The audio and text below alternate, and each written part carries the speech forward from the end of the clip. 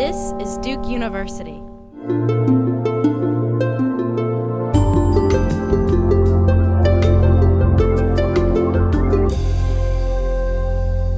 Kathy is an associate professor of social work and associate director of the Human Rights Institute at the University of Connecticut.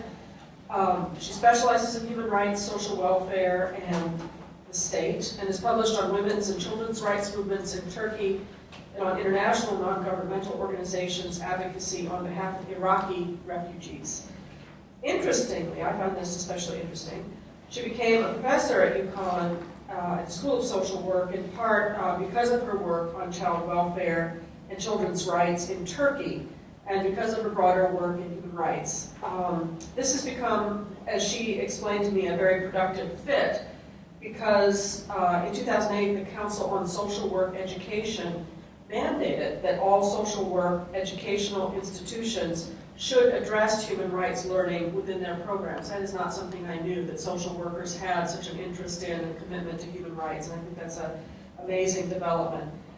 Kathy's current scholarship focuses on the localization of human rights norms and practices in the United States, and she's just published with Dr. Shireen Hertel, Human Rights in the United States Beyond Exceptionalism, from Cambridge Press, and is at work now on a new project, a US-based project on food security and food assistance policy as a human rights concern. I think that also fits in really well with the kind of human rights work we've been doing and planning here at Duke, because we very much see human rights as something that happens not just far, far away, but also something that's very close to home. And we have tried very much to integrate that kind of thinking into the kind of projects and classes that we support, including the Pauline Murray Project. Barbara Lau is here, and Dolores, who are both working on the Pauline Murray Project, which is a way of doing human rights right here in Durham. At a time when, as Kathy probably noted when she came in, we're really seeing a lot of change in the city around gentrification, new apartments, the whole sort of food culture of Durham coming into play. But what's happening with existing Durham? What's happening with historical Durham? What's happening with populations that are still living in food deserts, that are still unable to go to the store safely? They're not being touched by and large by this kind of gentrification. What are their human rights in the broadest sense, in the sense that Kathy's going to talk about economic and social rights? So we have a mixed audience. I know we have some students, and we likely have faculty, and we even have a recent graduate from a social work program here in the room, and I hope that my comments around teaching and education are going to seem relevant to all of you. I thought I would talk a little bit about my background so that you could see how my focus on human rights in my teaching really is about bringing human rights home. So initially, I trained as an anthropologist at the University of Washington, and I was looking at Kazakh ethnic education in northwest China. That project became very difficult to actually carry out because of ethical implications of doing work with Kazakh teachers and children in a climate in which the Chinese government was very skeptical about having outside views, outside voices around what was a changing policy for them in terms of Kazakh cultural identity. And gradually I shifted my work then to Turkey, which ended up having its own set of challenges. I worked on child welfare in the 1930s, in part because I wanted to better understand why people in the present felt so firmly that they had developed a system that really cared for the rights and needs of children, and yet when we looked at their social welfare system, it was indeed quite weak in terms of its supports. So fast forward to the time in which I'm getting my first academic appointment. I've finished my degree doing a dissertation on the emergence of the notion of child welfare and children's rights in Turkey in the 1930s. And it's right about the time when the US is invading Iraq, 2003. And I'm teaching at the University of Kansas and spending some time going back and forth to Turkey doing continuing archival research. And on one of those visits, one gentleman in particular, his question really struck me. He said, it's great you're here studying child poverty in Turkey. That's really important. It's wonderful that you've learned the language. It's amazing that you're doing this work. It's very important work. But it would help us even more if you would go back and study your own country and you would work on how it is that we came to a place where the US is occupying Iraq, and there seems to be so very little skepticism amongst the broad populace about what it means to invade and occupy a country. So he, just in that moment, kind of asked me to think more seriously, not only about issues of foreign policy, the kind of limits of advocacy for Iraqi refugees, for example, that were displaced by the US invasion and subsequent conflict. But he also was saying, you know, you're coming here from a place of privilege, and there are certainly many issues that you could be working on that are around these concerns within your home locale, and that would also be a really fruitful thing to look at.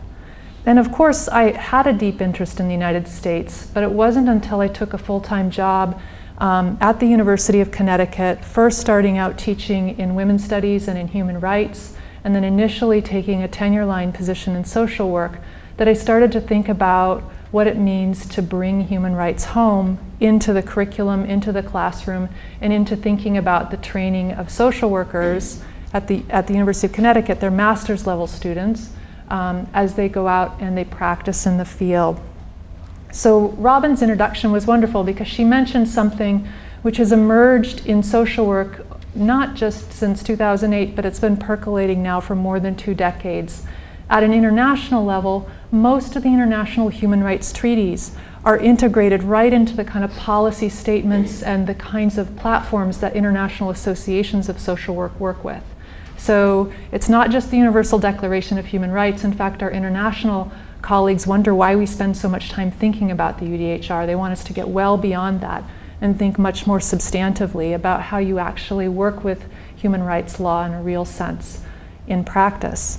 But in the United States, over the last 20 years, social work as a profession has been building capacity to start to rethink how we address what are often called intractable social problems. Okay, so almost inevitable, like the problem of poverty. So let's take one example, and I use this often in class. If you were coming from the outside and looking at a society that had almost 22% of its children who were officially poor, what might be some of the questions that you would start to ask about that place? The way in which its systems of support were set up, the way in which the economy was structured, the opportunities that may or may not be there, to make sure that the child's right to an adequate standard of living, Article 27 of the Convention on the Rights of the Child, was actually secured. So in a sense, social work ended up being this kind of practice-based profession that an anthropologist could come to and kind of spur me to start thinking about what does it mean to be taking both systematic, qualitative research and looking at how human rights processes play out on the ground, how they might be localized, and how do you work with these ideas in classes where students are going to become practitioners and out in communities, setting policies and programs, often at a very local level, but sometimes all the way up to the national or even in international fora. So that is a preamble to saying that I'm a bit of a hybrid person. I can say that I've, while trained as an anthropologist and still hopefully having that critical lens, I'm also involved in a field which values trying to integrate certain ideas about human rights education into practice-based settings. And I'm seeing increasingly that whether it's in social work or whether it's in an interdisciplinary human rights program that's at the undergraduate level, there is space for practice-based courses on what does it mean to participate in human rights advocacy. And I think that you already have a lot of this here at Duke that's percolating, and you have courses that are getting at these issues at the University of Connecticut. When we initiated our minor about 10 years ago, we weren't thinking quite so clearly about how you grappled not only with legal institutions and knowledge, and not only with kind of the history of human rights or the philosophy of human rights, but what does it mean to do human rights practice? What does it mean to think about different methodologies of engagement, of research, and then potentially reporting and advocacy? So I'd be glad to come back to any of these issues that I'm brushing upon briefly when we have questions. And I'm watching the time too. I probably will only speak for about another 25 minutes so that we have some time for conversation and so that you might ask questions of points that I don't draw out fully. So the University of Connecticut established a minor about 10 years ago. We set up an institute. Richard Wilson was the founding director, and the model that he worked on was to actually create jointly appointed faculty who had a tenure home in a formal discipline like sociology or history, or recently in the School of Business or anthropology, and then half of their teaching and their research and their service duties are located in the institute itself. So creating kind of a core faculty who are generating classes and content and research that's fully in this field, much of it in disciplinary boundaries, but then coming together in very deliberate ways to try to do interdisciplinary work. And so in the establishment of the minor, initially we didn't have a lot of courses where you would see human rights in the title. And then gradually over time, we have a very robust set of core courses which both students who are minoring and students who are doing a co-major will sign up for. So about a year and a half ago, the university was able to get approval from our state educational body to develop and launch a co-major. It doesn't stand alone. A student has to take a disciplinary major at the same time. And we end up having amazing students who are motivated to work both in a disciplinary home and also in this emerging interdisciplinary field of study. So I've taught a range of courses. I taught and developed with a philosopher, Serena Perrick, and a political scientist, Shireen Hertel, a jointly offered course that's an introductory course intended for entering freshmen and sophomores on human rights. And in that setting, it was very deliberate that we would try to cross disciplinary boundaries and all share ideas within a classroom format. And we appreciated the resources that the university put to that endeavor. It ended up being quite fruitful for each of us in our own path of exploring human rights in teaching and in research.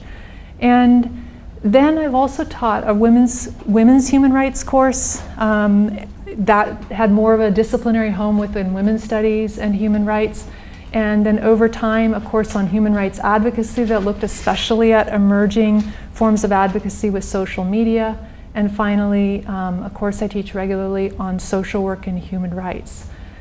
So some of what I'll talk about today in terms of what I actually do are things that I use in each of those settings. And I guess the one motif that's in common is that when you bring human rights home, I think it's particularly important to stress and to expand students' knowledge beyond what civil and political rights are to economic, social, and cultural rights.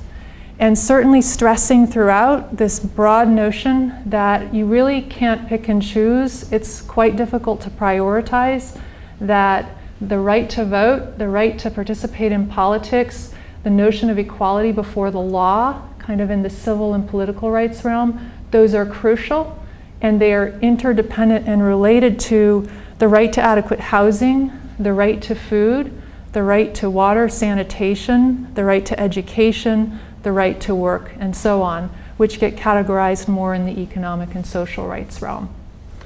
So my classes probably do something different than many ordinary classes would do, and that in part is because of the social work mandates around education and the ethos that I've shared with some of my colleagues in a program that stresses economic and social rights. So my classes tend to emphasize more and choose the topical focus around housing, healthcare, food, for example.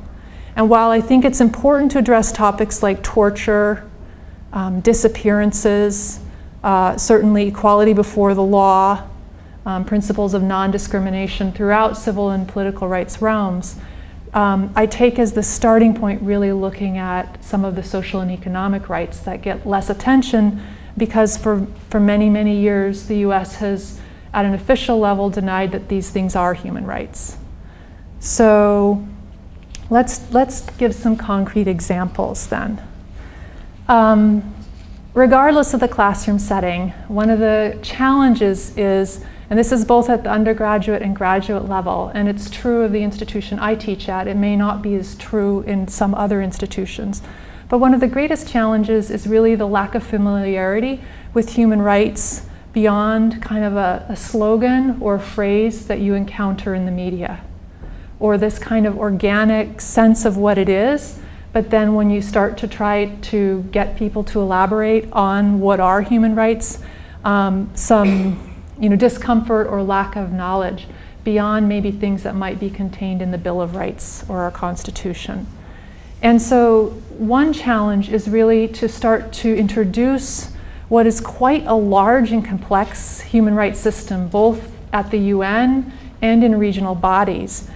And to get students to feel familiar and comfortable enough with with the human rights regime, as it's often called, without overwhelming, intimidating, or crushing their spirit in terms of really engaging these dynamic realms. And so one challenge on the one hand is to introduce them to the international human rights system, the history of it, the practices, what the treaties are, the content of the treaties, how the monitoring bodies work, what's the Inter-American Court of Human Rights, why is that an important forum for us to know about? So kind of international human rights system within a more legalistic sense. A second challenge when you're trying to bring human rights home, however, is that often there's not much familiarity with the way our social welfare system works and the incredible inequities that we can see across the country and within states on just a very tight regional basis. So I'll give a concrete example. The School of Social Work at UConn is in West Hartford, Connecticut, where the last time I checked the median income was about $59,000 for a family. And it is right next door, a mile or two away from Hartford, where the median income is about $27,000. There is deep, deep residential segregation by race, and there's incredible diversity in terms of linguistic diversity in Hartford, but it often is just commented upon in passing without really recognizing that there are a lot of human rights implications just in the artifact of how our communities are set up. So I think probably one of the toughest things is to be able to both, or one of the challenges, and it's a good challenge, is to both convey an understanding of what human rights is beyond just saying, oh, I've read the Universal Declaration and I know that we have a right to work. On the one hand, but with a relative lack of knowledge about what are the social supports available for people who may be marginalized within their communities. What are the few entitlement programs that are left? Do they actually adhere to human rights norms? So for example, one of the few entitlement programs that's really available to low-income and poor families is the Supplemental Nutrition Assistance Program, or SNAP, formerly known as food stamps. But even in the School of Social Work, most of our students don't understand that 1 in 6 people in the United States are drawing on SNAP. And within a broader kind of human rights sense of a government, a state, a society's capacity to provide, we are utterly failing. There's no doubt about it that there are human rights violations in terms of the right to food, whether the government will recognize a right to food or not. So those challenges, being able to convey some of the complexity of human rights processes, norms in the institutions, and then also a more grounded understanding of, well, what are the supports that do exist, are things you have to grapple with in the classroom. This is really part of a legacy of US or American exceptionalism, and I think that it's very appropriate to talk about this here as well as in Connecticut. That legacy is embedded in a history of racism that is so intense that we often don't know the very real moments in which our leaders chose not to participate in UN processes because they thought it would it would potentially undermine segregation, undermine the ability for mobs to use lynching to mete out punishment, undermine excluding people of color from welfare supports. So early on, I think oftentimes we're grappling with our own US history at the same time that we're trying to get a sense of why we may not actually know very much about the larger international human rights system. So I learned a lesson, and it took me a few years, and it partly was learned in consultation with my colleagues who co-taught with me. You can't teach every human rights treaty and every monitoring process and all the important moments in what brought us the Covenant on Civil and Political Rights and the Covenant on Economic, Social, and Cultural Rights, and then move on through the list of really important treaties. It overwhelms students. And so I have developed more of a focus in my courses where we might pick up 2 or 3 key themes and learn how to work with documents, sources, and a range of modes of practice around a couple of themes. And I'll give a concrete example. So in a recent class on social policy analysis, as a whole collective, we focused on the right to food within the context of the International Covenant on Economic, Social, and Cultural Rights. We looked at some of the literature or the important elaboration of the right to food that the Committee on Economic and Social Rights have developed in general comments. We looked at, for example, Canada. The Special Rapporteur on the Right to Adequate Food had done a really amazing report on Canada in the last couple of years, and that report actually is a really nice proxy report for thinking about some of the weaknesses of the US system around food systems and securing adequate access, availability, affordability of food in the US. And we then examined, for example, the first really robust human rights clinical report on the right to food in the US, and that came out of NYU's law school about 1.5 years ago. Actually, it really fits well with the speaker who's coming, who'll be talking around some of the ideas of extreme poverty. We've been visited by the Special Rapporteur on Extreme Poverty and Human Rights back in 2005. In fact, the handout has a bit of an excerpt of some of the recommendations of that rapporteur. And we're hoping that universities and law clinics and civil society organizations might be able to make enough of a push to have the new Special Rapporteur on Extreme Poverty visit us again. And that new rapporteur, Philip Alston, has been very active on economic and social rights issues at the UN for more than 30 years. And he sits at NYU, so we're thinking he's close enough that we might be able to lobby him and get him to do a really comprehensive kind of report again on the United States. So in the course on social policy analysis, as a collective, we set about setting up small groups to research different aspects of the accessibility of food within the Hartford area. There already were some good reports done by nonprofits that laid out the notion that Hartford is a food desert. So we had teams of students start to look in different areas for gathering more evidence that both the municipality, the state, and then the larger federal government weren't fulfilling their obligations to really make sure that food was accessible. And so one team did work with the census and the American Community Survey and some other data that was available more locally. Another team went to all of the food outlets, and I won't even call them grocery stores or supermarkets because they aren't that, they're much smaller. And they assessed the pricing of food in different neighborhoods. Had they had more time, they were going to try to determine whether or not kind of core commodities prices are raised right after SNAP benefits come out on a monthly basis. So there's kind of anecdotal knowledge that we have that some of the core core foodstuffs, those prices go up right around the time that families get their monthly benefits. We haven't been able to track that down and really verify it, but that would certainly be something that students would use in any of their advocacy as well as potentially reporting. As the class unfolded in a semester, it became quite clear that we were actually coming up with more questions than we were answering. And so in this one instance, the class collectively came to the realization that although we were working on the right to food more specifically, what we really needed to be looking at was transportation.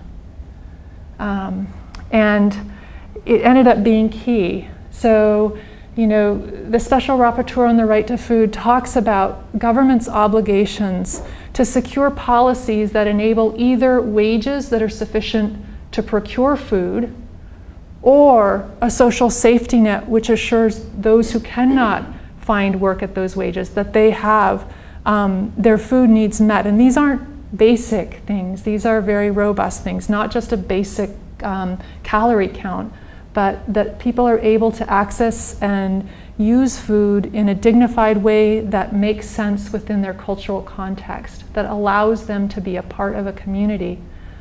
So more of a sense of social inclusion. So the students were thinking by the end, transportation is actually the key. They're always, in economic and social rights work, they're often thinking, now which is the piece that if we really worked on it, it's going to ramify and produce the positive effects in the realization of other rights. And we haven't done enough work to know if that's the key, but certainly came up that social workers and those students who are really involved in community outreach and community service learning at the undergrad level hadn't been focused nearly enough on transportation. And so that's an area where we're going to shift in our next kind of collective project. So I talked about a couple of challenges. I will say that not trying to cover the laundry list survey course of all the human rights treaties and all the mechanisms and overwhelming students with the details, which I definitely can do. You can probably tell from today that I get excited and can take us down a path of minutia. That, you know, focusing in on a few issues and then trying to provide tools for how you do research, how you might craft a very short policy brief, how you might craft a blog that could be read beyond just your smaller community of practitioners, or how you would work with other organizations to draft what's called a shadow report or an alternative report that actually makes its way to the UN in reporting processes. All those seem to be stronger forms of engaging students in getting them excited about thinking about how economic and social rights apply here in the States. So it takes a lot of work and coordination, and I would say that one of the other barriers is having classes constrained to a semester.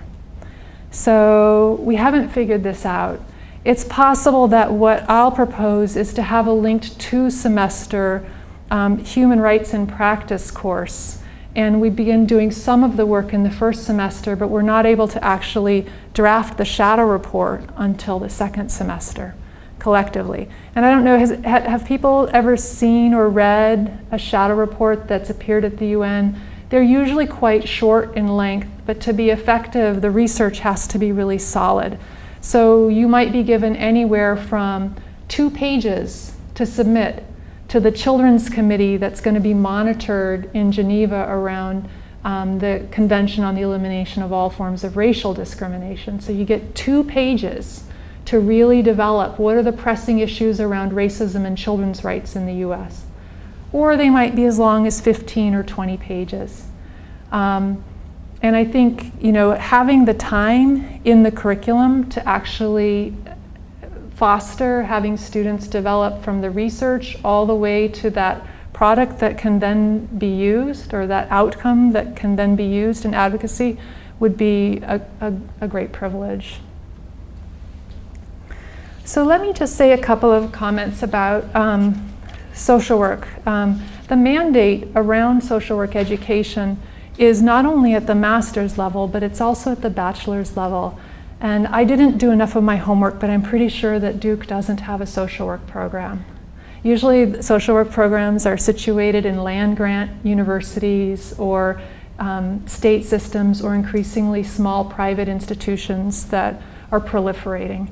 But what this means is that we have an opportunity, because of our national mandate around integrating human rights learning into the curriculum, to actually begin a debate or a discussion within social work education and within the kind of field education that happens about the relevance of economic and social rights in our practice, as well as civil and political rights. And there are a few domains that are, I think, pretty pressing, and some of them are in the civil and political rights realm.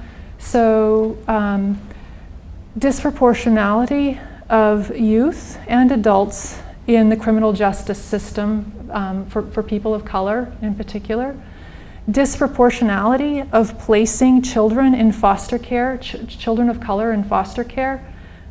Pretty key civil rights issue, economic and social rights issue that kind of cuts across those domains, which is the work of social workers. It's the work of those who are graduating with psychology degrees who may enter the human services track, and trying to gain a sense of some of the richness of different approaches than what we see in the US is part of what human rights learning can bring to us. So, you may not know that there is a very rich literature on alternate forms of care to foster care, which all of our states and our Department of Social Service agencies should be spending some time to think about. Some are, but sadly most aren't. There are only a few states, for example, that have an Office of the Child Advocate, which again is kind of a best practice within some of the localizing of human rights monitoring. Connecticut has one, and it kind of depends on who the advocate is, whether or not they're really engaging the Convention on the Rights of the Child. But again, that's a space where those who have interest or the capacity in this area can really shape local ideas and practice. I am watching the time, so I think I'm just going to say a few words in closing and then hope that this will open up a space then for some of your questions. So I'll tell you about a project that hasn't happened yet, but it's kind of my dream project, and it has to do with my work in children's rights. And I haven't quite figured out whether or not it's the most ethical cut in, but it's one that I'm thinking about. So poverty as a human rights concern. I have a very deep sense that structural marginalization and poverty and human rights are firmly entwined. There's been a resistance to looking at that until the last 20 years or so, and certainly there's a resistance to it in the US. But Article 27 of the Convention on the Rights of the Child very clearly says that every child has a right to an adequate standard of living, which then in turn secures their right to housing, food, health care, assures that they have the capacity to attend school, and a right to family. Because if you grapple with poverty, you're much less likely to see a circumstance where a child is removed from home for reasons of physical neglect, which happens in many, many states, including my own. So my kind of dream project would be to have a class, this 2-semester sequence, where my students draft what's called a general comment, meaning that we draft the initial language that we would then share with the Committee on Economic, Social, and Cultural Rights, and ask them then to begin working with that language, vetting it, meeting with it with their parties, and start to think seriously about really monitoring on this issue, not only in developing countries, but also in countries with a lot of wealth. So I think probably with that example, you have a sense of the kinds of projects that I engage students in trying to bring economic and social rights into the classroom, and it's a good space to open up for questions.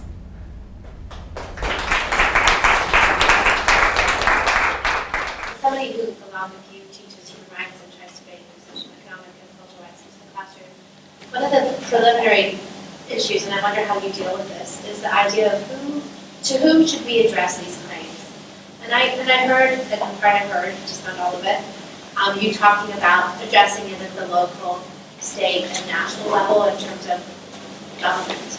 And I'm wondering if there's any kind of projects that you've tried to do, either in a clinical-like setting where you're actually doing something, or even in a more standard form academic setting where you're simply doing blue sky thinking. When you've asked folks in your classes to think about who else should be addressed directly on these claims. Certainly, when I talk about the state of the government, that's an expansive notion. So social workers have obligations as well. Now, we haven't developed yet within our field really kind of strong kind of ethical sieve to figure out or to debate when is it that a social worker would refuse to implement what they see as an unjust policy. For example, a child removal for reasons of physical neglect. What are the processes in which that state worker or someone hired by the state would work on behalf of the economic rights of that family? So definitely when I talk about the state of the government, I don't only mean our elected officials, the State Department, the Senate who refuses to ratify the CRC, or our state's attorney generals, the child advocate, our local legislators. It's the whole range of folks who are a part of a broader apparatus that secures social welfare, right? But it also would entail maybe mobilizing, I don't know about claims making, but mobilizing within communities. And certainly the Special Rapporteur on Extreme Poverty and Human Rights has laid out one of the more comprehensive reports on the right to participation that extends beyond voting and extends beyond the right to serve in political office, but the right of those who are poor or extremely poor to also have a voice in program setting, policy making. I haven't seen this work really well in a US context in the way that I think it's ideally supposed to work, but certainly all affected groups are to have a role in trying to transform conditions.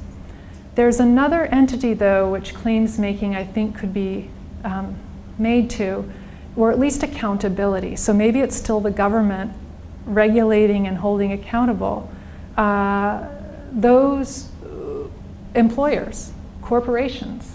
Within at least thinking about the right to food, the first step is actually to secure wages that are adequate for people to realize their right to housing and food. And so in maybe an indirect sense, those third-party actors, those corporations and businesses actually have obligations to fulfill. So I've been doing a lot of thinking and trying to understand really how human rights relates to other kinds of social movements that exist in America, and sort of what is the human rights movement, what's the social movement, are they the same, how do they interact? And it seems like you're saying, and it seems really compelling that social movements for all sorts of things can gain a lot through adopting a human rights language. Then I wonder if you could be explicit about sort of why you think that. Because I'm thinking about, I've been reading a lot about, in Durham, we have things like, fast food workers and things like that, who to my knowledge are not using a lot of human rights language. It's not clear why they would, because it's not clear that, sending a report into the law of the UN, which is based on an economic and social convention that we haven't even ratified. Right. So what is there to gain? What can a social movement gain by using human rights language? So this is probably the most important issue of debate in social work classrooms, right? And we do so quite openly. We talk about it all the time. There's a wonderful sociologist named Karen Morgaine who has studied why the domestic violence shelter movement in the US hasn't followed international trends to think about gender-based violence as a human rights issue. And she looks, the answer is, maybe this is overly simplistic in my characterization, but the answer is that for so many, the notion of human rights still carries like this notion of socialism or communism or the UN trying to control, that they'll stay away from that language strategically, even while evoking some of the principles and practices. And I would say that the idealist in me wants to claim the words openly, right? I want to foster settings in which we are with community partners and those who are really innovating around the right to food and the special rapporteur on the right to food come together and name it as a human rights issue. But that we recognize then that very strategic decisions are made about how that gets mobilized publicly and whether or not it does. That said, the core principles around the content of some of these economic and social rights, they're already being integrated into some of our policies and programs, even if they're not being implemented. So the Affordable Care Act adopted some of the language of the right to health care, the human right to health care, the standards set by the World Health Organization and the Committee on Economic, Social, and Cultural Rights. So accessibility, affordability, availability of healthcare services, non-discrimination, dignity in services, without once in the document talking about human rights.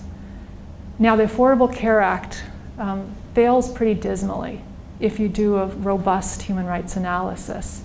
But you can start to see where some of the principles, they resonate, they make sense. A course on human rights and social movements, where you're really starting to look at that in the US. I would certainly read Carol Anderson's work, Eyes Off the Prize, and look at how our luminaries like Eleanor Roosevelt and others who were quite progressive in mobilizing for human rights at a very strategic juncture said, I'm sorry, NAACP, this is going to derail us from participating in the UN system. You're just going to have to step down with your petition to the UN around segregation and its effects. So, we had W.E.B. Du Bois submitting on behalf of a number of groups the petition to the UN, and then withdrawing it, that whole petition process becoming jettisoned, and retrenchment by many of the African American civil rights, human rights organizations, and stopped using the human rights language because they were so afraid of the backlash within the McCarthy era. I know that there's another wonderful scholar, Risa Goluboff, who wrote a historical text, The Lost Promise of Civil Rights. And it does such a nice job of talking about the decision to go after the issue of education and not equality in wages and labor rights. So the education in children was potentially winnable, but domestic service, agricultural work, labor rights, equality of pay within the workplace, they didn't think that was going to be something the Supreme Court was ready to deal with. So maybe in a sense, the richness of doing this historical project is to find the places in which human rights erupted as a language within the US context, and then, why might it have faded? We're in that moment again, so look at the US Human Rights Network website as a coalition of some 400 organizations that basically are in some ways overwhelming the UN system because they have so much civil society reporting that they're trying to do within the Human Rights Council, within the committee that monitors our obligations around ending racial discrimination, the Civil and Political Rights Treaty, and the Convention Against Torture.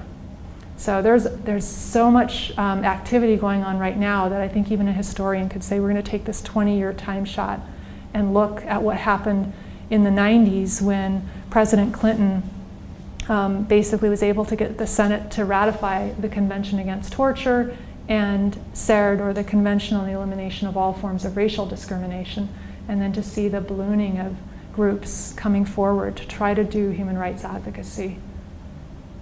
They're doing it at the UN, but their focus and their intent is to make change here. Yeah. So do your students work in community with community partners? And if that's the case, how do you actually prepare them for that process in terms of them being able to see themselves in the bigger systemic things that they may be looking critically at?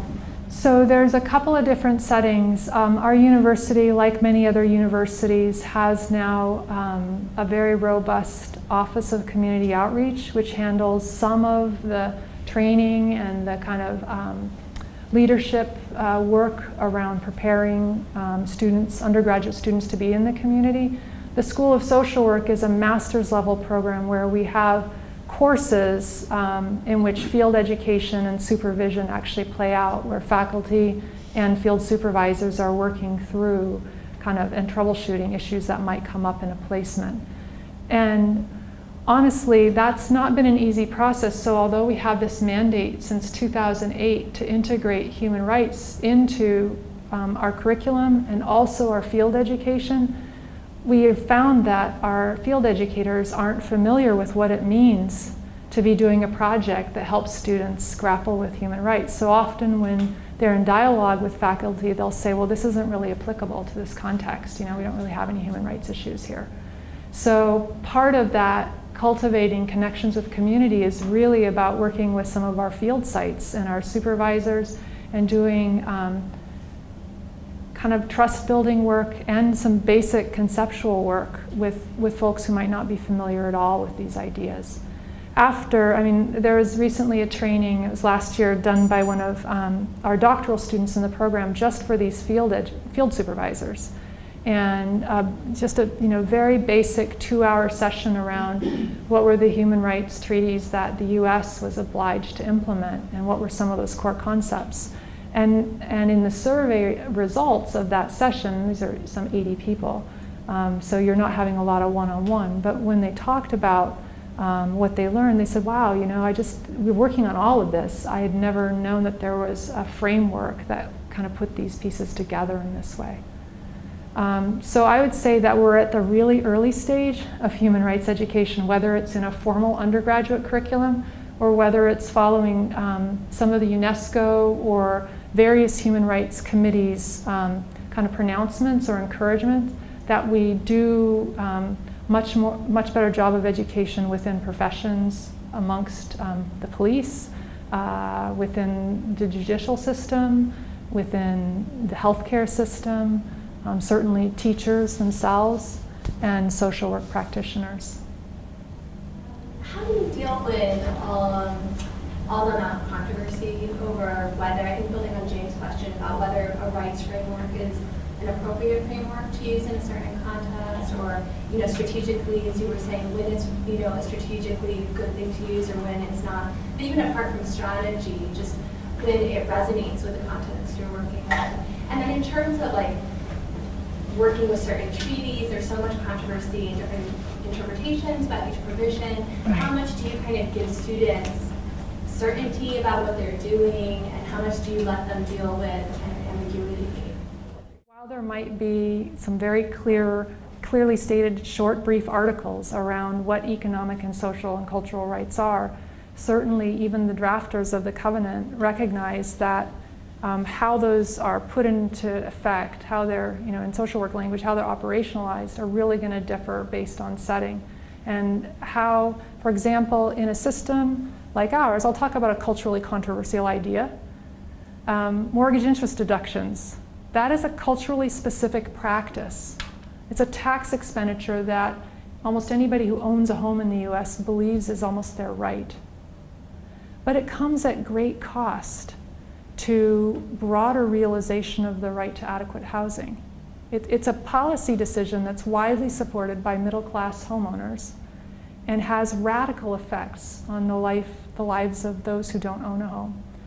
That is a culturally specific practice that's actually quite controversial, but we usually don't frame it that way. And so in the classroom, when we're grappling with that, we have a lot of tension over, is this redistribution? Oh, that's feeling too socialist. Maybe these human rights ideas aren't all that consonant with our values here. And yet other students who are thinking, I never thought about that, my parents' mortgage interest deduction, that's a tax expenditure? You mean it's a form of welfare? and just kind of puzzling over that that's a policy decision that enables and enriches a certain kind of person to quote unquote get ahead and hopefully pass on wealth if they don't have a mortgage that's going to sink them, while others who are renters may never be able to kind of secure that wealth. So, I mean, controversies in the classroom, they're myriad, they're all the time. I can think of one instance where my colleagues and I we really had to stop in a discussion around torture and the fact that torture is a non-derogable right. You can't suspend the right not to be tortured for any reason.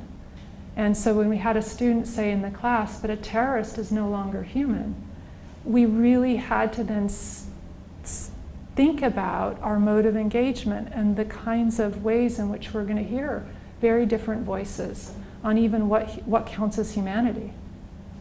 So I would say the ambiguity part is completely the norm. The certainty is certainly, you know, on a spectrum of extreme universalism to extreme relativism. I'm coming somewhere in here, and we're always talking about that, and other students may be in other spaces. But the pathway to realizing economic and social rights is very varied. Actually, that brings up a great point. I try to decenter what's considered a culturally abhorrent practice. So that's UN language, culturally abhorrent practice, and we usually think about things like female genital cutting or you know, honor killings. But to really try to think about practices that are ordinary, which should be potentially labeled as abhorrent. And we have a hard time, you know, child poverty, that's totally fixable. We just haven't, it is. We could grapple with child poverty in the US. But it's an ordinary thing that almost is perceived as being inevitable, and therefore it's almost unseeable. For others, that might be considered a very abhorrent thing, that a country with capacity makes decisions which then create a circumstance in which children are removed from their households because the housing wasn't adequate, or they didn't have enough food in the fridge. What is the thinking behind what students are getting out of that co-major and that minor? I don't know, I imagine it's somewhat similar to Duke in that we have a lot of students, undergraduates, who are very career focused, rightly or wrongly. And so they want a degree that's going to help them get a job. So one of our concerns about offering, you know, a named something is that we don't want to, you know, be in the business of selling this to students as the way they're going to get a job in human rights. And I'm just wondering, just a broader vision of that co-major and the minor in terms of the sort of curricular aspirations of the college. How do you phrase that as part of an interdisciplinary model of education? What are students told that they're going to get out of choosing that option? So I think probably first the design of the co-major was, you know, not having it be a standalone major that students would take was in part in recognizing that this is an emergent interdisciplinary field that you know, we wouldn't necessarily want to see students going into, you know, and finishing their bachelor's degree with a human rights major as the only training that they'd had, especially as we're still building a curriculum where we're developing a sense of what kinds of methods courses do you need? Do you need methods in econometrics? Do you need methods in qualitative sociological research?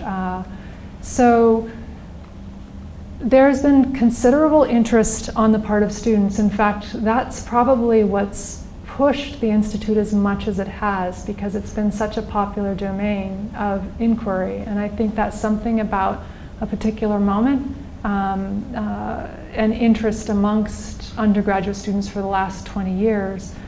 We initially had a program where you could individualize a major, so you could create your own major, and we realized there are a lot of students creating majors through their individualized course of study that have human rights in the title.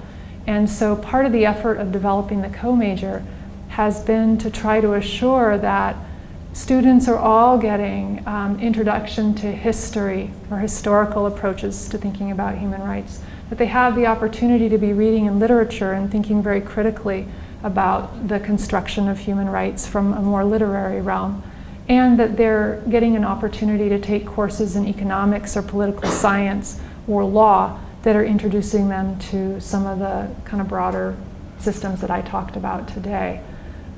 Sociology, a wonderful course, for example, on developing alternatives to the refugee camp, which is very much a part of the sociological imagination, and I think fits within any line of critical inquiry.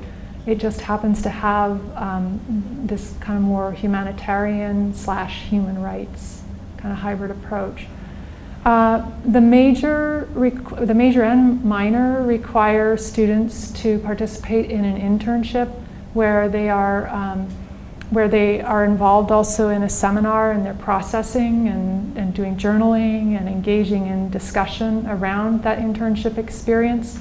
And initially those internships were really set up quite locally, almost all of them. And over time, we've developed more of a complement of some that are international or set in New York or in DC, working with groups that explicitly call themselves human rights organizations, as well as more local organizations that may not overtly say they're doing human rights work, but then we would bring that into that dialogue of the internship experience. I do think that undergraduate students are career-minded, and I understand the impulse. My daughter just graduated, and I know that she has a sense that, getting work in her field with a bachelor's degree is going to be a challenge. So those internships are highly sought after because the students see the kind of practice-based experience as being really key to them being able to break into whatever field they might want to do more study in, and hopefully with funding or in a work realm. And I think that's probably something we're seeing in almost all institutions of higher learning across the country. I guess I'm wondering if that research component in your course is connected to kind of the core research component of the curriculum, if that's something you added on to it, or kind of how that works. So MSW means a Master's in Social Work, and again, these are nationally accredited programs, so programs have to have research courses as well as these other foundational courses like social policy analysis. And the research work that I do in the policy analysis class it obviously builds on skills that students might have learned in the other course, but they don't necessarily take them in any given order, so I can't count on the students having had their course on applied qualitative research and program evaluation, for example, before they come into the classroom. And indeed, usually they haven't had that. So hopefully what the project does is foster interest in students in actually developing skills to do this kind of research or evaluation or hopefully advocacy in their workplaces. And there's a lot of mysticism around research, at least for the students I work with. And I think that giving an opportunity to actually practice in the classroom, have dialogue and critique, is probably one of the more important things to seed interest in students doing it after they've graduated. And I see that in the undergrad realm as well as the work that I do with master's students. And I love working with students in research because they are the ones who kind of in collaborative work can really raise questions that I might never have considered and come with a lot of local understanding and expertise in their own rights. So, yeah. So hopefully you are going to participate in ongoing research in whatever setting you end up working in. Thank you.